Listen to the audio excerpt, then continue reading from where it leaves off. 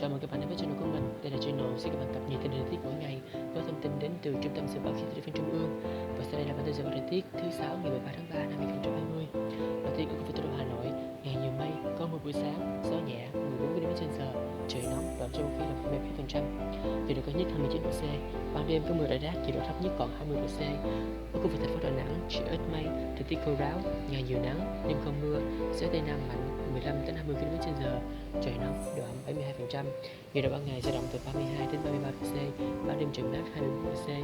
Ở khu vực Thừa Thiên Huế, trời nhiều mây, không mưa, gió nhẹ 16 km/h, trời nóng, độ ẩm 67%. Ban ngày nhiệt độ cao nhất lên đến 34 độ C, ban đêm độ mưa giảm nhiệt độ xuống còn 23 độ C, mưa không rải rác. Ở khu vực Tây Nguyên, trời có mây, ngày nắng, chiều tối và đêm có gió nhẹ 14 km/h, đêm không mưa, độ ẩm 45%. Nhiệt độ thấp nhất 19 độ C, nhiệt độ cao nhất 36 độ C, độ ẩm cao 80%.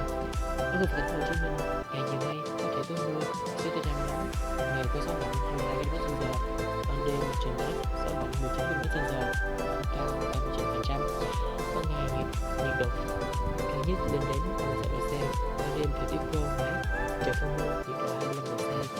Ở Cần Thơ, ngày nhiều nắng, có gió tây nam nhẹ 15 đến 17 km/h, độ ẩm duy trì ở mức 62%, thời tiết khô ráo, nhiệt độ cao nhất 34 độ C, ban đêm trời mát 24 độ C, độ ẩm tăng cao 89%. Và đến đây, bản tin dự báo thời tiết của mình sẽ được khép lại. Và sắp tới, channel của mình sẽ có thêm những chuyên mục mới như âm nhạc, anime và game.